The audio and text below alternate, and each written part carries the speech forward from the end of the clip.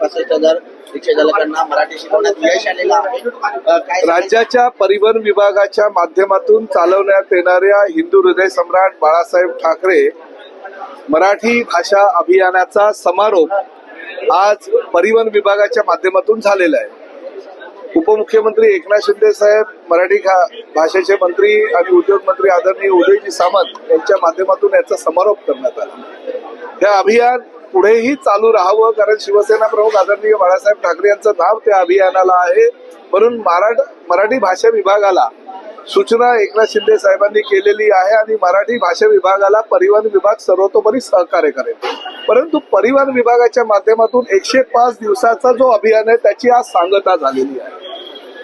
परवापासून RTO department जे लोक जे ड्रायव्हर, ओला असू द्या, उबर असू द्या, टॅक्सी असू द्या, रिक्षा असू द्या, त्यांना जर जुजबी मराठी भाषेचं ज्ञान नसेल तर त्यांच्यावर कारवाई करणार। अभियानाची सांगता झाली, परत ते अभियान सुरू ठेवावं म्हणून जर कोणी कायद्याच्या कक्षेमध्ये राहून आरटीओचे नियम पायदळीत उडवत असेल तर ते चालणार नाही। आरटीओ मध्ये 12 ऑगस्ट 2026 चा जो कायदा आहे त्या कायद्यानुसार प्रत्येकावर कारवाई केली जाईल। जर त्याला मराठी भाषेचं ज्ञान नाही आलं तर 1 महिन्याची नोटीस देण्यात येईल। 1 महिन्याच्या नोटीसमध्ये जर तो मराठी शिकू शकला नाही तर त्याचं लायसन 3 महिन्याकरता निलंबित करण्यात येईल। 3 महिन्यामध्ये जर तो मराठी शिकला नाही तर त्याचं लायसन्स कायमचं रद्द करण्यात येईल आणि तरी सुद्धा तो मराठी शिकला नाही तर तो परमिट जेव्हा रिन्यू करायला आमच्याकडे येईल तेव्हा त्याचं परमिट सुद्धा रद्द करण्यात येईल। त्यामुळे कुणीही हे समजू नये की आम्ही मराठी शिकलो, प्रमाणपत्र मिळालं म्हणजे आम्हाला मराठी आलं। आज राज्यामध्ये जवळजवळ 9 लाखापेक्षा जास्त हे रिक्षा, टॅक्सी चालवणारे ड्रायव्हर्स आहेत। त्यापैकी मराठी काही असतील, बहुतांश 20 ते 30% हे मराठी सुद्धा असतील, परंतु उर्वरित हे अमराठी आहेत। त्यामुळे त्यांनी मराठी शिकणं गरजेचं आहे।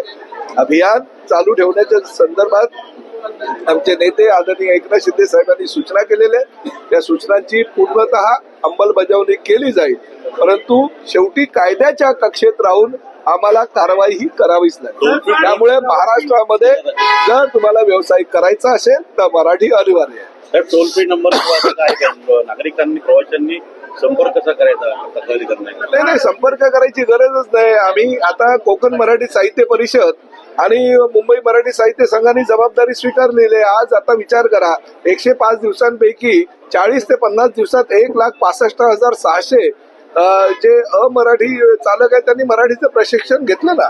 त्यामुळे बाकी सगळ्या ज्या युनियनच्या नेत्यांनी स्वतःची दुकानदारी करायचा प्रयत्न केला होता त्यांना चपराक त्यांच्याच पदाधिकाऱ्यांनी मारलेले असं म्हणायला हरकत नाही। त्यामुळे मराठी गरजेची आहे। मराठी तुम्हाला जर येत नसेल तर तुम्हाला महाराष्ट्रामध्ये व्यवसाय करता येणार। प्रश्न तुझा आहे की आता तुम्ही कारवाई केली जाईल, जर एखाद्या प्रवाशासोबत असा प्रसंग घडला तर त्याने तक्रार कुठे करावी, कशी करावी, काय? नाही, शेवटी तक्रारी निवारण करायची जबाबदारी नाही। आम्ही अभियान 19 तारखेला मंत्रालयामध्ये आरटीओच्या सगळ्या अधिकाऱ्यांची बैठक लावलेली आहे। बैठकीमध्ये आम्ही 1 महिन्याचं किमान एक आढावा घेऊ। 1 महिन्यामध्ये आमचे आरटीओचे अधिकारी रिक्षा चालकांशी, टॅक्सी चालकांशी संवाद साधतील। त्यांच्याकडे प्रमाणपत्र असल्यानंतर सुद्धा ते जर मराठी बोलत असेल तर त्यांच्यावर कारवाई करण्यात येणार नाही, परंतु जर त्यांना मराठी बोलता आलं नाही तर त्यांच्यावर कारवाई जी नियमानुसार आहे 12 ऑगस्ट 2026 चा जो आरटीओचा नियम आहे त्यानुसार कारवाई अटळ। ठाण्यात 3 स्थानिक भाजपचे आमदार आहेत, सगळ्यांना निमंत्रण होतं तरी ते येऊ शकले नाही, मुख्यमंत्री आले नाहीत म्हणून मराठीवर प्रेम असणारी सगळी मंडळी आज या कार्यक्रमाला होती। त्यांचं मराठीवर प्रेम जास्त असेल म्हणून कदाचित ते दुसरीकडे मराठीचे अभ्यास वर्ग घेत असतील। मी त्यांना शुभेच्छा देतो। प्रवासी तक्रार करू शकतात का? खरं म्हणजे समजा रिक्षा प्रवाशांनी तक्रारी करण्यापेक्षा रिक्षा आणि टॅक्सी ड्रायव्हरशी मराठीमध्ये संवाद साधला तर मला वाटतं तक्रार करायची गरज भासणार।